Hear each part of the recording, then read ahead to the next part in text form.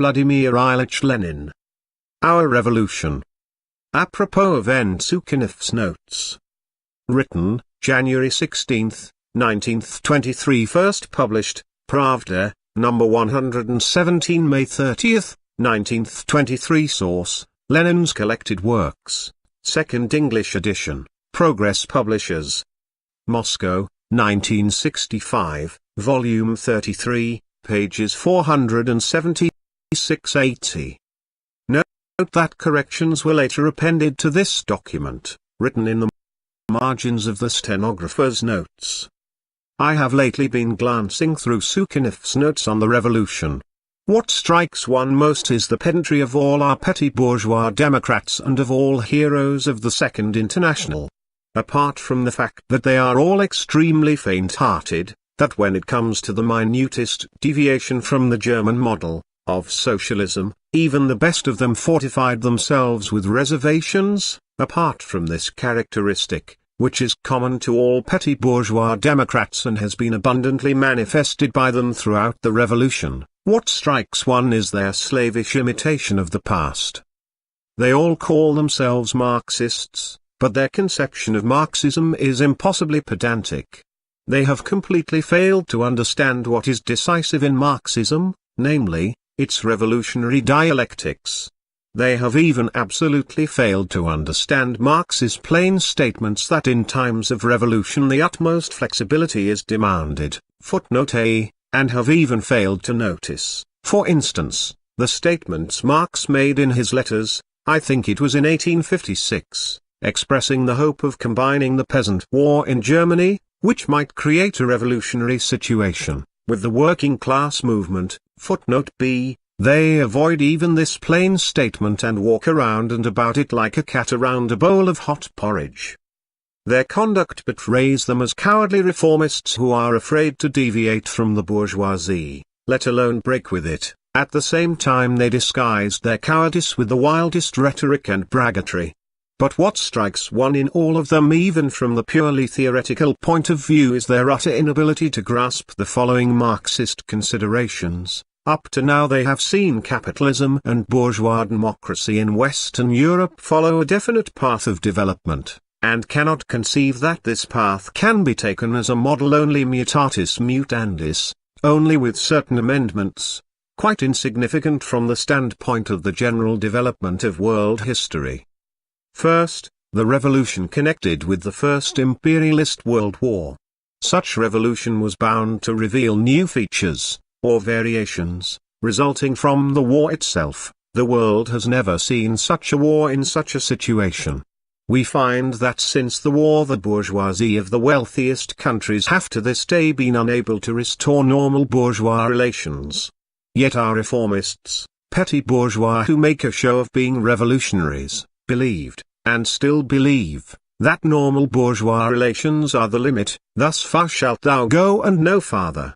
And even their conception of normal is extremely stereotyped and narrow. Secondly, they are complete strangers to the idea that while the development of world history as a whole follows general laws, it is by no means precluded, but, on the contrary, presumed, that certain periods of development may display peculiarities in either the form or the sequence of this development.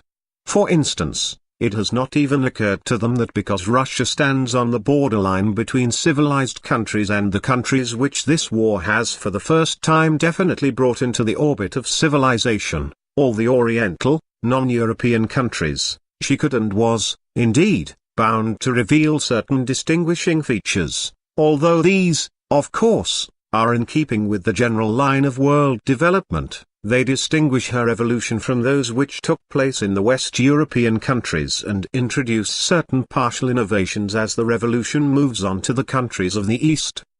Infinitely stereotyped, for instance, is the argument they learned by rote during the development of West European social democracy, namely, that we are not yet ripe for socialism, but as certain learned gentlemen among them put it, the objective economic premises for socialism do not exist in our country. Does it not occur to any of them to ask, what about the people that found itself in a revolutionary situation such as that created during the First Imperialist War? might it not, influenced by the hopelessness of its situation, fling itself into a struggle that would offer it at least some chance of securing conditions for the further development of civilization that were somewhat unusual? The development of the productive forces of Russia has not yet attained the level that makes socialism possible. All the heroes of the Second International, including, of course, Sukhanov, beat the drums about this proposition. They keep harping on this incontrovertible proposition in 1,000 different keys, and think that it is decisive criterion of our revolution. But what if the situation, which drew Russia into the imperialist world war that involved every more or less influential West European country and made her a witness of the eve of the revolutions maturing or partly already begun in the East, gave rise to circumstances that put Russia and her development in a position which enabled us to achieve precisely that combination of a peasant war with the working class movement suggested in 1856 by no less a Marxist than Marx himself as a possible prospect for Prussia? What if the complete hopelessness of the situation, by stimulating the efforts of the workers and peasants tenfold, offered us the opportunity to create the fundamental requisites of civilization in a different way from that of the West European countries? Has that altered the general line of development of world history? Has that altered the basic relations between the basic classes of all the countries that are being, or have been, drawn into the general course of world history? If a definite level of culture is required for the building of socialism, although nobody can say just what that definite level of culture is, for it differs in every Western European country, why cannot we begin by first achieving the prerequisites for that definite level of culture in a revolutionary way, and then, with the aid of the workers' and peasants' government and Soviet system, proceed to overtake the other nations? January 16, 1923. 2. You say that civilization is necessary for the building of socialism. Very good. But why could we not first create such prerequisites of civilization in our country by the expulsion of the landowners and the Russian capitalists, and then start moving towards socialism? Where, in what books, have you read that such variations of the customary historical sequence of events are impermissible or impossible? Napoleon, I think, wrote, on s'engage et puis on voit. Rendered freely, this means, first engage in a serious battle and then see what happens. Well, we did first engage in a serious battle in October 1917, and then saw such details of development. From the standpoint of world history they were certainly details, as the Brest Peace, the new economic policy, and so forth. And now there can be no doubt that in the main we have been victorious.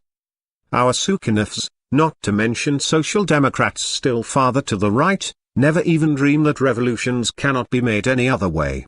Our European Philistines never even dream that the subsequent revolutions in Oriental countries, which possess much vaster populations in a much vaster diversity of social conditions, will undoubtedly display even greater distinctions than the Russian Revolution.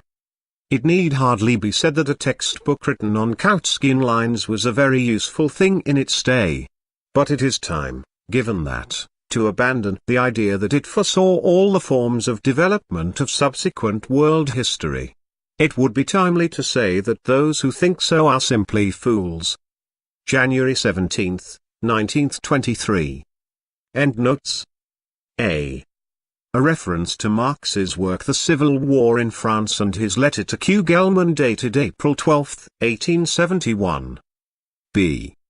See the letter of Marx and Engels of April 16, 1856.